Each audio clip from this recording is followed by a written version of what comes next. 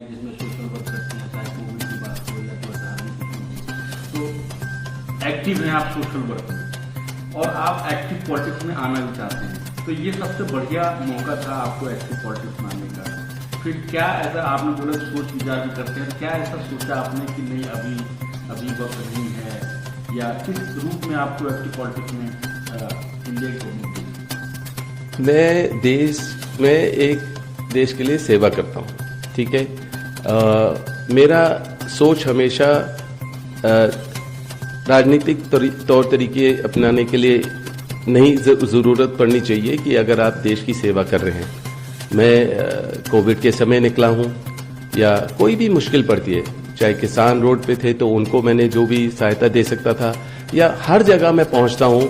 कभी विकलांग बच्चे होते हैं उनको मैं कुछ ना कुछ अपने तरीके से देता हूँ, या अगर अंधे बच्चों होते हैं या मतलब बुजुर्ग होते हैं तो मैं अपने तरीके से देता हूँ। और अगर लोग उसी को देखते हैं कि राजनीतिक तौर से देखते हैं, मेरा कोई राजनीति से कोई ऐसा मकसद नहीं था कि मैं ये कर रहा हूँ कि उससे मेरा राजनीतिक सफर आसान हो जाएगा। मैंने कभी ऐसे नहीं सोचा है। जब आप गांधी परिवार के सदस्य भी हैं तब भी थोड़ा आसान हो जाता है कि हाँ आप काफी सीखे हो सोनिया जी से और तौर तरीके सीखे हो, हमेशा राजनीति में ही होते हैं प्रियंका और राहुल, तो उनसे भी सीखने को मिलता है। तो मेरा यह है कि इतनी कठिन नहीं है, पर मुझे लगता है कि जब मैं अपने मेहनत से आऊंगा, अपने नाम से आऊंगा, अपने काम से आऊंगा, अपने बलबूते पे खड़े होकर मतलब कि उस क्षेत्र को रिप्रेजेंट करूंगा, उसमें प्रगति लाऊंगा, उसमें जो उनकी जरूरत है उसको कंप्लीट कर पाऊंगा। और ये आसान नहीं है, क्योंकि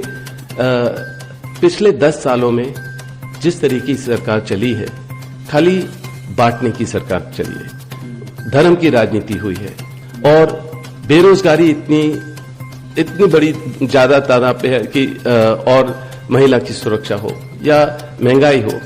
अब ये बड़ी चीजें जो हैं, ये एकदम से आप कभी भी ये नहीं कर सकते कि मैं उस क्षेत्र में जाऊंगा, मैं सारे बदलाव करूंगा। मैं अपने तरीके से बदलाव करता हूं, पर जरूरत है कि जिस तरीके की राजनीति हुई है उसमें आपको और सीखना पड़ेगा और समझना पड़ेगा कि आप उस टाइम पे आप अपने कदम रखिए। तो मुझे लगता है कि देर नहीं है, होगा जो भी होगा, जैसे भी होगा, आगे मैं जरूर राजनीति में शामिल होऊंगा, क्योंकि अब मैं समाज सेवी हूं और मतलब कि इतने समय से कोई मुझे अपना बिजनेस करने नहीं दे रहा है। आरोप लगते हैं तो उसके जवाब देने पड़ते हैं। कोई ना कोई स्मृति ईरानी जी उठा लेंगी एक पर्चा और दिखाएंगी अडानी जी के साथ ये वो। तो मैं तो हर आदमी से मिलता हूँ, क्या चाहे उद्योगपति हो, स्पोर्ट्स में हो, या मतलब कि कोई भी विदेश के आते हैं प्रेसिडेंट, प्राइम मिनिस्टर, सब मिलते हैं।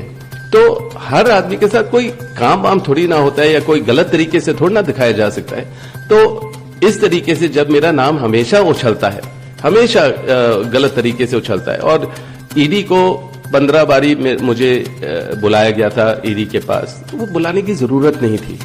अगर कोई भी कंपनी में कुछ गलत मिलता है तो इनकम टैक्स आए, अपना असेसमेंट करे, और जो भी है उसका पेनल्टी देकर आगे बढ़ सकते हैं। पर ईडी को बुलाना है और दिखावा होना चाहिए। इलेक्शन के पहले ही होता है, ईडी को बुलाया,